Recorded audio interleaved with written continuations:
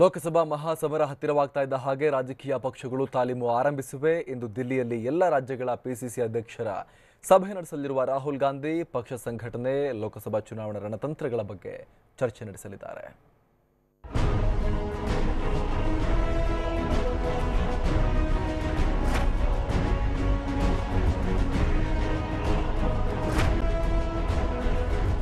ಲೋಕಸಭಾ ಮಹಾಸಮರಕ್ಕೆ ಮುಹೂರ್ತ ಸಮೀಪಿಸುತ್ತಿದೆ. ಒಂದೆಡೆ ಮತ್ತೊಮ್ಮೆ ಅಧಿಕಾರಕ್ಕೇರೋ ಬಿಜೆಪಿ ತವಕ, ಮತ್ತೊಂದೆಡೆ ಮೋದಿ ಕೈಯಿಂದ ಅಧಿಕಾರ ಕಸಿಯುವ ಕಾಂಗ್ರೆಸ್ ಪ್ರಯತ್ನ ದಿನದಿಂದ ದಿನಕ್ಕೆ ಅಖಾಡ ರಣರೋಚಕವಾಗಿ ಮಾರ್ಪಡ್ತಿದೆ. ತಂತ್ರ ಪ್ರತಿತಂತ್ರಗಳನ್ನ ಹಣಿಯೋ ಟೈಮ್ ಶುರುವಾಗಿದೆ.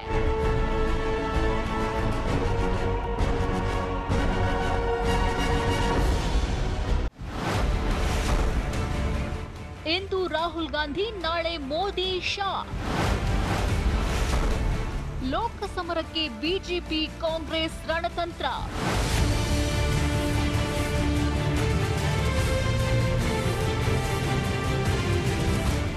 ಎಸ್, ಲೋಕಸಭಾ ಚುನಾವಣೆಗೆ ಅಣಿಯಾಗ್ತಿರುವ ಕಾಂಗ್ರೆಸ್ ಮತ್ತು ಬಿಜೆಪಿ ರಣತಂತ್ರ ಸಭೆಗಳನ್ನ ಆಯೋಜಿಸಿದೆ. 3 ರಾಜ್ಯಗಳಲ್ಲಿ ದಿಗ್ವಿಜಯ ಸಾಧಿಸಿ ಗೆಲುವಿನ ಅಲೆಯಲ್ಲಿರುವ ರಾಹುಲ್ ಗಾಂಧಿ ಇವತ್ತು ತಾಲೀಮಿಗಾಗಿ ದೇಶದ ಎಲ್ಲಾ ರಾಜ್ಯಗಳ ಕಾಂಗ್ರೆಸ್ ಅಧ್ಯಕ್ಷರ ಸಭೆ ಕರೆದಿದ್ದಾರೆ. ದೆಹಲಿಯ ಕಾಂಗ್ರೆಸ್ ವಾರ್ ರೂಂನಲ್ಲಿ ನಡೆಯಲಿರೋ ಈ ಮಹತ್ವದ ಸಭೆಯಲ್ಲಿ ಇಡೀ ದಿನ ಪ್ರತಿ ರಾಜ್ಯದ ಸ್ಥಿತಿಗತಿಗಳ ಬಗ್ಗೆ ವರದಿ ಪಡೆಯಲಿದ್ದಾರೆ.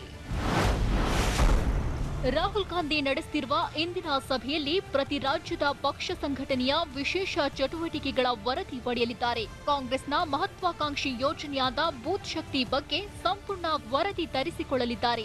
ಲೋಕಸಭೆ ಚುನಾವಣಾ ಸಿದ್ಧತೆ, ಮುಂದಿನ ಕಾರ್ಯನೀತಿ ಬಗ್ಗೆ ಪಿಸಿಸಿ ಅಧ್ಯಕ್ಷರುಗಳ ಜೊತೆ ಚರ್ಚೆ ನಡೆಸಲಿದ್ದಾರೆ.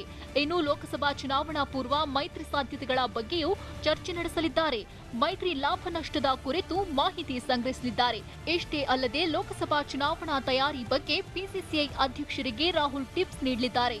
ಈ ಮಹತ್ವದ ಸಭೆಯಲ್ಲಿ ಕೆಪಿಸಿಸಿ ಅಧ್ಯಕ್ಷ ದಿನೇಶ್ ಗುಂಡೂರಾವ್ ಭಾಗಿಯಾಗಲಿದ್ದಾರೆ. ಇದಕ್ಕಾಗಿ ನಿನ್ನೆಯೇ ದೆಹಲಿಗೆ ತೆರಳಿದ್ದಾರೆ. ಅಷ್ಟೇ ಅಲ್ಲದೆ ರಾಜ್ಯ ರಾಜಕೀಯ ಬೆಳವಣಿಗೆಗಳ ಬಗ್ಗೆ ರಾಹುಲ್ಗೆ ವರದಿ ನೀಡಲಿದ್ದಾರೆ. ಲೋಕಸಭಾ ಚುನಾವಣೆ ಮೈತ್ರಿಗಾಗಿ ಜೆಡಿಎಸ್ ಬೇಡಿಕೆ ಇಟ್ಟಿರುವ ಸೀಟು ಹಂಚಿಕೆ ಬಗ್ಗೆಯೂ ಚರ್ಚೆ ನಡೆಸಲಿದ್ದಾರೆ.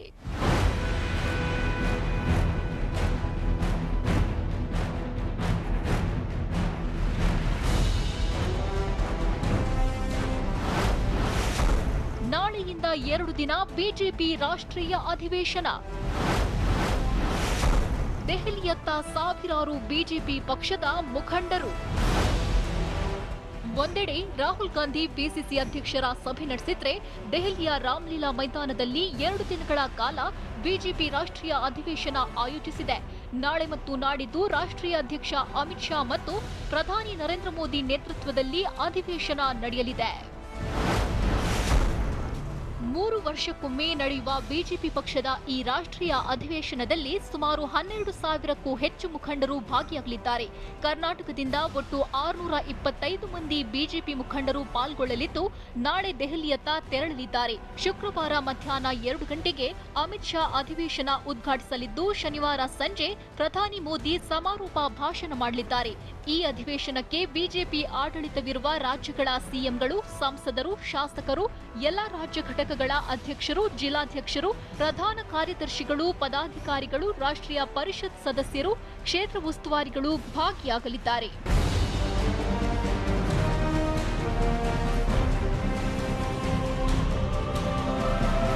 ಇನ್ನು ಬಿಜೆಪಿ ಅಧಿವೇಶನದಲ್ಲಿ ಪಾಲ್ಗೊಳ್ಳಲು ಶುಕ್ರವಾರ ಬೆಳಗ್ಗೆ ಬಿಜೆಪಿ ರಾಜ್ಯಾಧ್ಯಕ್ಷ ಬಿಎಸ್ ಯಡಿಯೂರಪ್ಪ ದೆಹಲಿಗೆ ತೆರಳಲಿದ್ದಾರೆ. ಲೋಕಸಭಾ ಚುನಾವಣೆ ಹಿನ್ನೆಲೆಯಲ್ಲಿ ಅಧಿವೇಶನ ಮಹತ್ವ ಪಡೆದುಕೊಂಡಿದ್ದು, ಮಹಾಗಠಬಂಧನ್ ಮಣಿಸಲು ಹೇಗೆ ರಣತಂತ್ರ ರೂಪಿಸಲಿದ್ದಾರೆ ಅನ್ನೋದು ಕುತೂಹಲ ಕೆರಳಿಸಿದೆ. ಒಟ್ನಲ್ಲಿ ಲೋಕಸಭಾ ಚುನಾವಣೆ ಹತ್ತಿರವಾಗ್ತಿದ್ದಂತೆ ಸಭೆಗಳು ಶುರುವಾಗಿದ್ದು, ಎಲೆಕ್ಷನ್ ಕಾವು ಜೋರಾಗ್ತಿದೆ.